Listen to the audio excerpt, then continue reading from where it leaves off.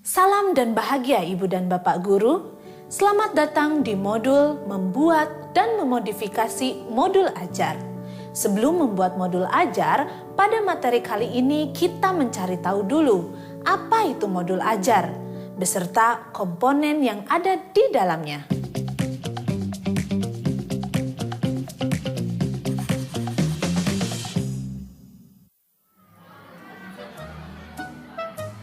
Bu Yani sudah membuat RPP? Saya pakai RPP dari internet. Minggu depan pengawas sekolah datang. Jadi aman. Apa saya ikut cara Bu Yani ya? Iya, Pak. Mudah, aman pula dari teguran dan sanksi. Kepala sekolah juga pasti senang. Iya sih Bu, tapi bagaimana ya dengan murid? Saya merasa bersalah karena tidak berdasarkan kebutuhan mereka. Kenapa harus capek membuat RPP sendiri, Pak? Toh nanti kita mengajar pakai buku teks saja. Tidak apa-apa, Pak. Murid juga tidak akan tahu, kan? Merencanakan pembelajaran itu kan gak bisa asal, Bu. Harus disesuaikan dengan kebutuhan murid, latar belakang, tempat tinggal, juga kemampuannya. Itu sangat penting dan akan berdampak ke murid, Bu. Bikin susah diri sendiri. Terserah Pak Tengku saja. Namanya juga guru, Bu Yani. Semua yang kita lakukan demi kepentingan murid. Ibu dan Bapak Guru, dari percakapan tadi, Pak Tengku menekankan bahwa membuat RPP sesuai kebutuhan murid itu penting. Sementara Ibu Yani ingin aman dengan cara praktis, menghindari teguran kepala sekolah dan pengawas. Nah, apa pendapat Ibu dan Bapak Guru tentang rencana pelaksanaan pembelajaran? Lalu, apa ya kaitannya dengan materi modul ajar ini? Mari kita simak penjelasan berikut. Modul ajar merupakan salah satu perangkat ajar, sama seperti RPP atau lesson plan, yang memuat rencana pembelajaran di kelas. Namun, modul ajar memiliki komponen yang lebih lengkap dibanding RPP. Apa saja komponen modul ajar? Yuk kita lihat bersama. Mari kita lihat contoh modul ajar IPAS fase B berikut. MA IPAS ini disusun untuk 1 unit materi atau 5 kali pertemuan.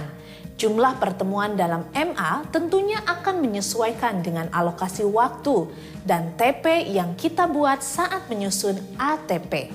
Terdapat beberapa komponen dalam MA, yaitu fase capaian pembelajaran atau CP, jumlah jam pembelajaran atau JP. Bagian ini disesuaikan dengan alokasi yang sudah kita tentukan di awal. Mode belajar yang kita gunakan apakah daring, luring, atau campuran. Tujuan pembelajaran yang sudah kita tentukan saat menurunkan capaian pembelajaran menjadi ATP. Di contoh ini terdapat 3 TP. Dimensi Pancasila, yakni dimensi profil pelajar Pancasila mana yang dapat dipenuhi dengan pembelajaran pada MA ini. Pengetahuan atau keterampilan prasyarat yang perlu dimiliki murid sebelum mempelajari topik tertentu. Kompetensi awal merupakan ukuran seberapa dalam modul ajar ini dirancang. Selanjutnya, komponen-komponen detail per pertemuan, yaitu bahan ajar. Materi apa yang akan diajarkan di pertemuan pertama dan jika ada bahan ajar lain yang dapat dilampir. Pertanyaan pemantik, yakni pertanyaan yang mendorong murid untuk menyelami makna dan manfaat materi pembelajaran bagi kehidupannya. Indikator keberhasilan dari tujuan pembelajaran. Assessment yang berisi rencana assessment di setiap pertemuan. Sarana dan prasarana atau pendukung pembelajaran seperti sumber belajar, media, lembar asesmen, dan lain-lain. Beragam jenis pendukung pembelajaran disesuaikan dengan kebutuhan murid. Rincian kegiatan.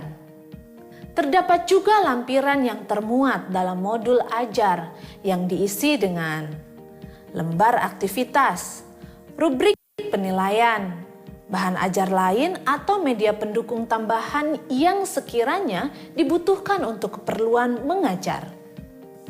Lalu berikutnya sama, berisi detail komponen tiap pertemuan. Ibu dan Bapak guru, seperti itulah kira-kira contoh komponen-komponen yang ada pada modul ajar. Namun, ini bukan sebuah keharusan karena bisa disederhanakan atau ditambahkan sesuai kebutuhan.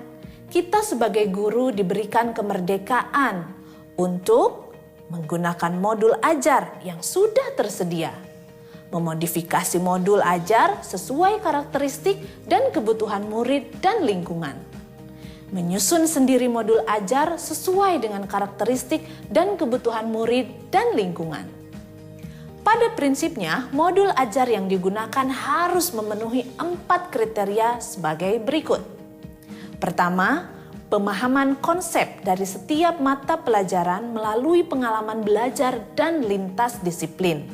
Kedua, menumbuhkan minat untuk belajar, melibatkan murid berkaitan dengan pengalaman atau pengetahuan sebelumnya, serta menyesuaikan capaian belajarnya. Ketiga, menyesuaikan konteks diri dan lingkungan murid.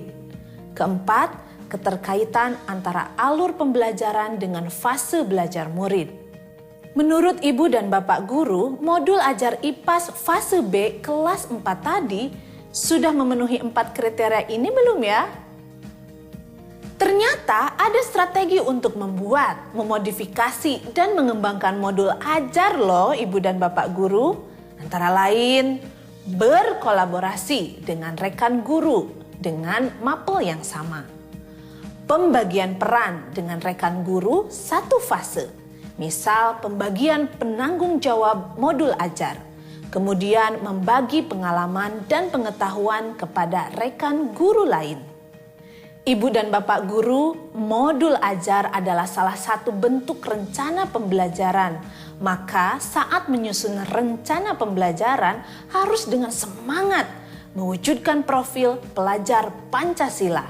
Dengan begitu, ke-6 dimensi dalam profil pelajar Pancasila terus dibangun secara konsisten. Selamat belajar dan mencoba Ibu dan Bapak guru hebat. Salam dan bahagia!